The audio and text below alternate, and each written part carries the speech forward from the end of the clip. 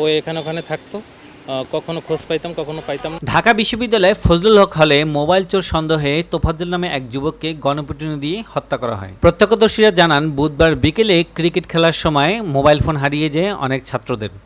শিক্ষার্থীদের mobile phone চুরির সন্দেহে তোফাজ্জলকে বিকেলে ফজলুল হক হলে আনা হয় এবং হলের গেস্ট রুমে শিক্ষার্থীরা তাকে গণপিটুনি দেয়। তোফাজ্জলকে ভাত খাওয়ার পরও কয়েক দফা মারা হয়। মারার পরে আবার ভাত খাওয়ানো হয়, ভাত খাওয়ার পরে আবারও কয়েক দফা পিটানো হয় তাকে। গুরুতর অসুস্থ হওয়ার পরে তাকে হসপিটালে নিয়ে যায়। হসপিটালে নেওয়ার পরে চিকিৎসক তাকে মৃত ঘোষণা করেন।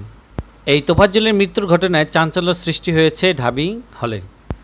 ঢাবির কর্তৃপক্ষ শাহবাগ থানায় মামলা করেন।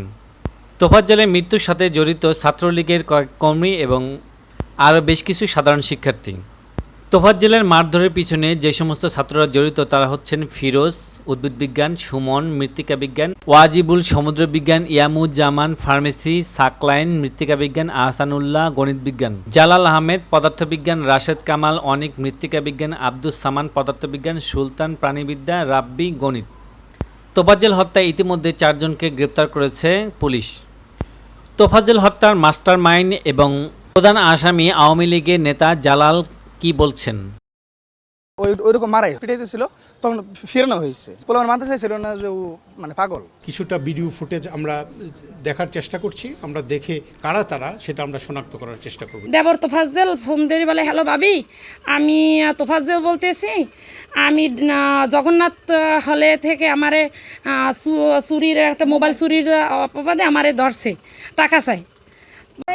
মারছে, তারপর আবার ভাত খাওয়াইছে, এরপর আবার মারছে, আবার খাওয়াইছে।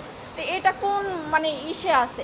মানুষরে তো এরকম মাইরে ফেলায় না, সে যদি একটা খুনিও হইতে পারে তারে তো এরকমের জীবন্ত মাইরে ফেলাইতে পারে না। বল মারছে যারা, আমি তাদের বিচার চাই। তো মানে সঠিক যে মারছে তার একদম মানে সেই সর্বোচ্চ মানে আইনের সর্বোচ্চ ব্যবস্থা নিতে হবে, কারণ ওর গার্জিয়ান নাই, সেই জন্য একটা মানুষ অসহায় মানুষরা তো এরকম মারতে পারে না। এটা তো আসলে প্রথম বর্ষে যা হয় যে আমাদের শিক্ষার্থীদের কোনো সিট থাকে না, তো ওই অনুযায়ী আমরা মানে চলছি আর কি, যেটা ধারা।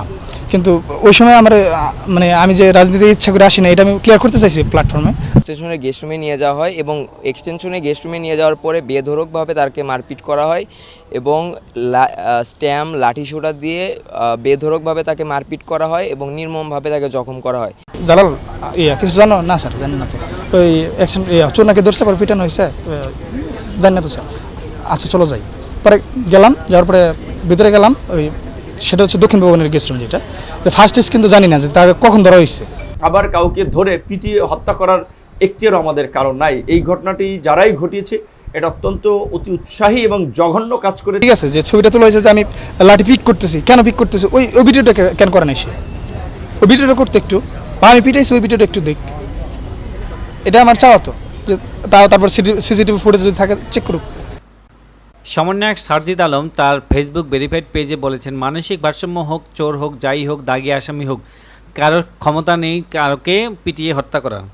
মুভ জাস্টিসের নামে নরপশুর মতন কাউকে পিটিয়ে হত্যা করার মতন কেউ দৃষ্টান্তমূলক শাস্তির আওতায় আনতে হবে। কেন এই নিষ্ঠুর রাজনীতি আমাকে নিয়ে করা হলো? এই পৃথিবীতে কি আমি টিকে থাকতে পারতাম না? এই পৃথিবী কি আমার জন্য একটু খাবারের ব্যবস্থা ছিল না? তাহলে একটু খাবারের বিনিময়ে কেন আমার জীবনটা চলে গেল? বাবা মা মরা একটা এতিম ছেলে, পৃথিবীতে থাকার কোনো অধিকার ছিল না? তোমরা আমাকে এইভাবে পিটিয়ে মেরে ফেললে, তাও আবার একবেলা খাবারের বিনিময়ে। ভালোই হয়েছে, যার পৃথিবীতে কেউ নেই তার বেঁচে থাকারও দরকার নেই। চলে গেলাম তোমাদের পৃথিবীর মায়া ত্যাগ করে। ভালো থেকো তোমরা।